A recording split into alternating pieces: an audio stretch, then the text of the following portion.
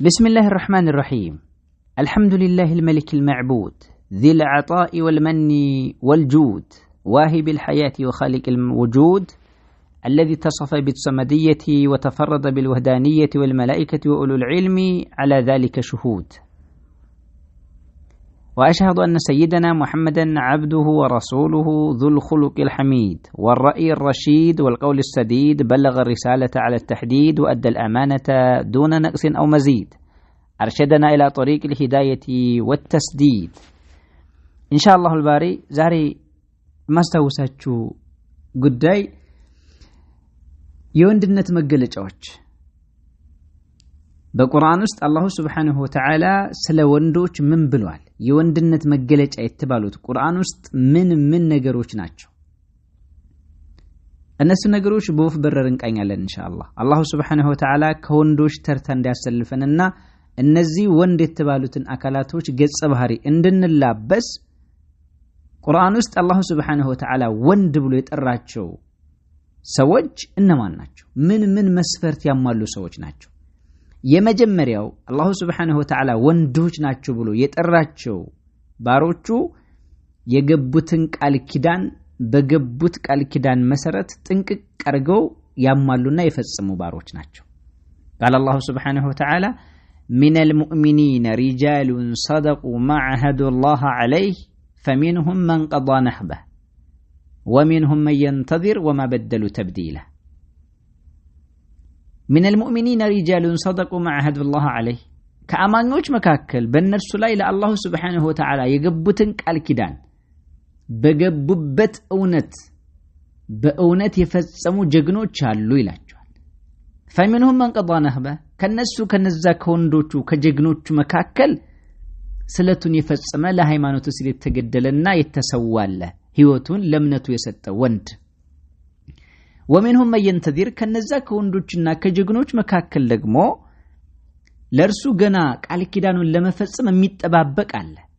ነገር ግን የወንድነት ካስማቸው ሳይበጠስ ወማ በደሉ ተብዲላ የገቡትን ቃል ኪዳን መለወጥን አልለወጡም ማለት እዛው እንደነበሩ በገቡት ቃል ኪዳን እንደጸኑ ናቸው።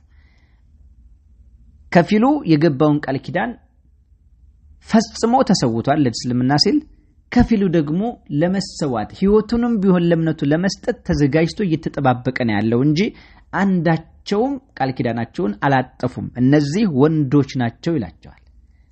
እኛስ ነው ጥያቄው። የኔ ዘመን ትውልድ የወንድነት ካስማው ምንድነው? አለን ወይ ወንድነት? ለእምነታችን ምን ከፍለው የሆነ ዋጋ በዛ ልክ ነው ወይ? እምነታችን ከኛ ህይወታችንን ቢፈልግ ለመስጠት ዝግጆች ነን ወይ? ያለ ማድረግ እንጠባበቃለን ወይ? አይደለም ህይወትን የሚያስከፍል ነገር ይቅርና ጀማዓ ሶላት ለፈጅር ተነስቶ መስገድ እየከበደን አይደለም ወይ? ስለዚህ ወንድነታችን ጥያቄ ምልክት ውስጥ ገብቷል ማለት ነው። የወንድነት አርማ ናቸው ተብለው ቁርአን ላይ የተሰጡን እነዚህ ናቸው።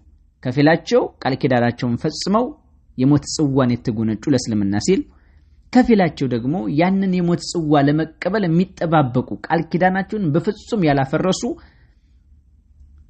ጀግኖች ናቸው ነው የሚለው። እኛስ እንቀጥል። ሁለተኛው የወንድነት መገለጫ ሆኖ የመጣው ቁርአን ውስጥ በውስጣዊም ሆነ በውጫዊ ሁኔታ ንጹህ የሆነ ሰው፣ ንጹህ ጥርት ያለ በቃ እምነቱም ንግግሩም ጥርት ፍንትው ያለ ተግባሩም ፍንትው ጥርት ያለ የሆነ ሰው ወንድ ተብሏል። قال الله فيه رجال يحبون أن يتطهروا والله يحب المطهرين. الله سنناقر فيه رجال يحبون أن يتطهروا والله يحب المطهرين ይላል። በሱ ውስጥ መጥራራትን የሚወዱ ወንዶች አሉ። በእምነታቸው በንግግራቸው በተግባራቸው መጥራራትን ሐቅ ነገር ብቻ የሚናገሩ ለሐቅ ሲሉ የሚኖሩ ሐቅ ነገር የሚፈጽሙ ወንዶች አሉ። አላህ ደግሞ ተጥራሪዎችን ንጹሃኖችን ይወዳል ይላል ሱረቱ ተውባ ላይ። ንጹህ ነን ወይ? ላመነው ጉዳይ ለምንናገረው ነገር ታማኝነት አለን ወይ? ለማንኛውም ሁኔታችን ሐረካችን፣ ሰከናችን፣ ምሽታችን፣ ቀናችን፣ ውሏችን፣ ተግባራችን እያንዳንዱ ሁኔታችን ንጹህነትን የዋጀነው ወይ?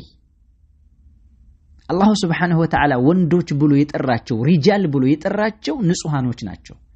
እምነታቸውም ውጫዊ ገጽታቸውም ሆነ ውስጣዊ ገጽታቸው በንጽህና የተሞላ ተግባራቸውም ሆነ ንግግራቸው ንጽህነትን የዋጀ የሆኑ ሰዎች ወንድ ብሎ ጠርቷቸዋል።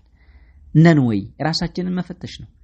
ሶስተኛው የወንዶች መለያና ወንዶች ተብለን የተጠራንበት ትልቁ መርህ ቁርአን ላይ የተገለጸው በአስቸጋሪ ሁኔታዎችና በፈታኝ ጊዜያቶች ሐላፍትናን መሸከም። واضح؟ قال الله سبحانه وتعالى وجاء من أقصى المدينة رجل يسعى قال يا قوم اتبعوا المرسلين اتبعوا من لا يسألوكم أجرا وهم مهتدون. واضح؟ وجاء من أقصى المدينة رجل يسعى قال يا قوم اتبعوا المرسلين. ከከተማይቱ ሩቅ ዳርቻ የሚሮጥ አንድ ወጣት መጣ። ወንድ ወገኖች ሆይ መልእክተኞቹን ተከተሉ አለ። ኢተቢዑ ተከተሉ አላቸው። መን ላ የስአሉኩም አጅረን ወሁም ሙህተዱን።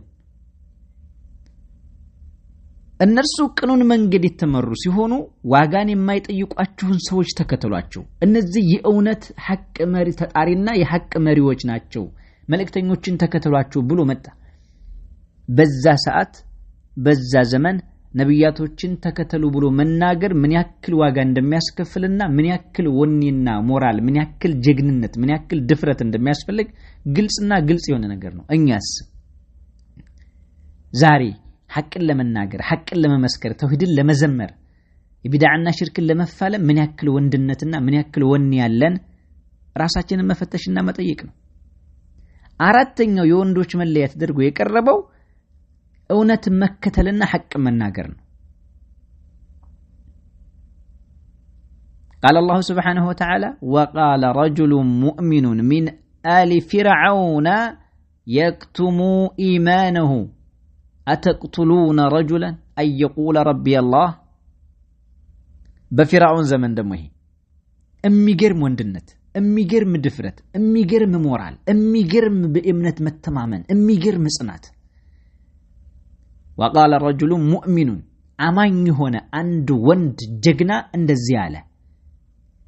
من آل فرعون ከፊርዓውን ቤተሰቦች يكتم إيمانه አንድ እምነቱን የደበቀ አማኝ የሆነ ሰው በድፍረት እንደዚህ አለ። أتقتلون رجلا أن يقول ربي الله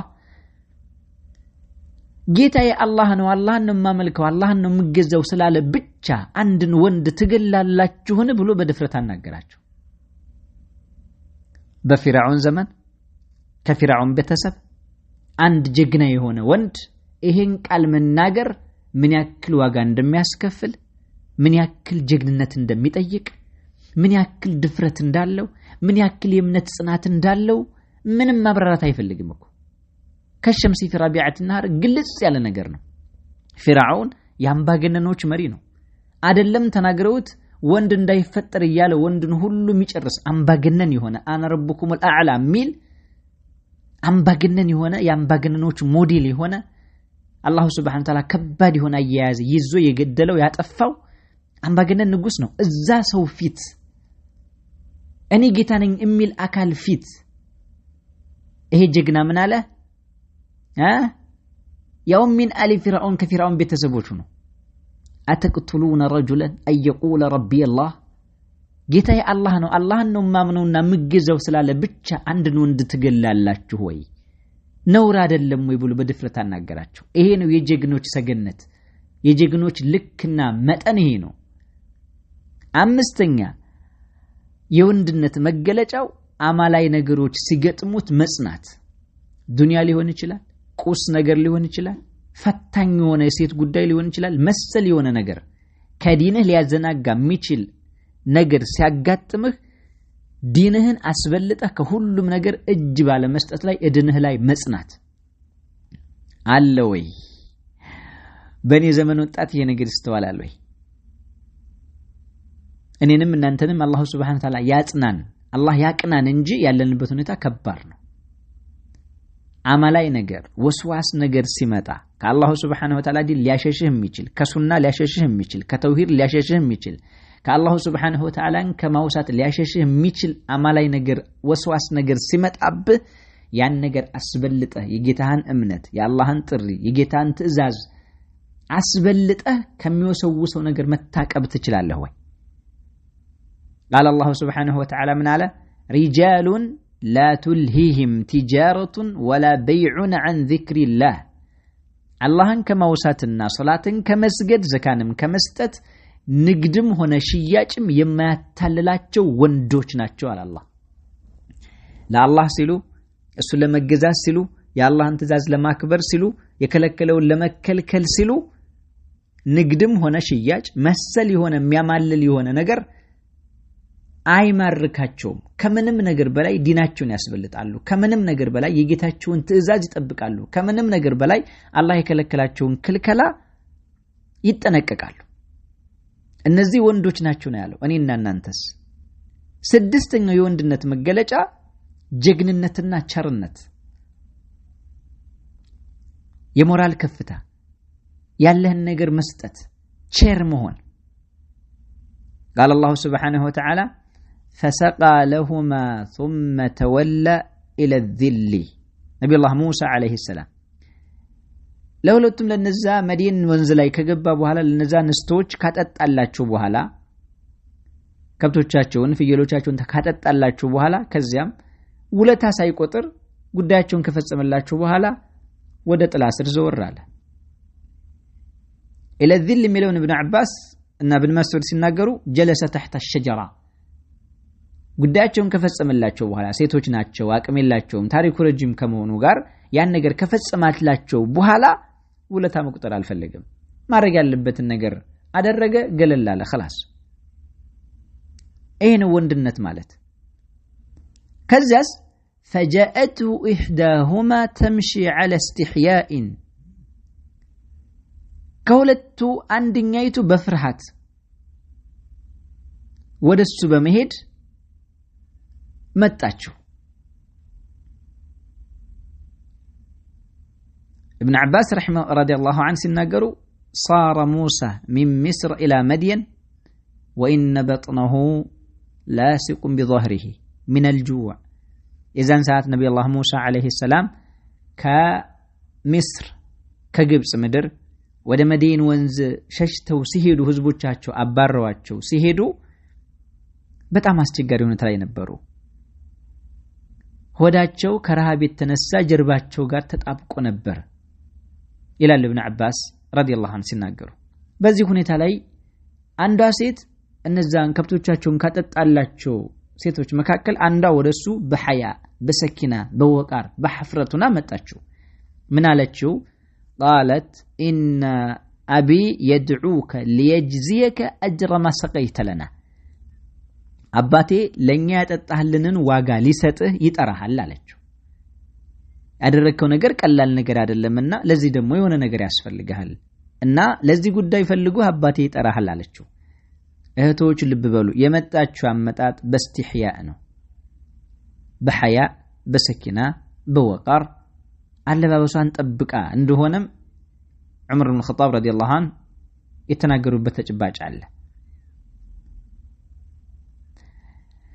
فلما جاءه وقص عليه القصص قال لا تخف نجوت من القوم الظالمين አባታቸው ዘንድ ነብዩላህ ሙሳ ከመጣ በኋላ ወደ አባታቸው መጣና ወሬውን ነብዩላህ ሙሳ አለይሂ ሰላም የደረሰበትን ጉዳይ ለምን ጉዳይ እንደተሸሸ እንዴት እንደሆነ ከነገራቸው በኋላ ለአባታቸው ለነዛ ሁለት ሴቶች አባት ምን አሉት لا تخف አትፍራ نجوت من القوم الظالمين ከነዛ በዳይ ከሆኑ ህዝቦች ነፃ ወጣሃል ለምንድነው እንደዚህ ያሉት መዲን የሌላ ግዛት ነው እዚህ ግዛቱን ተሻግረ ስለመጣ ይሄ እነሱን አይመለከታቸው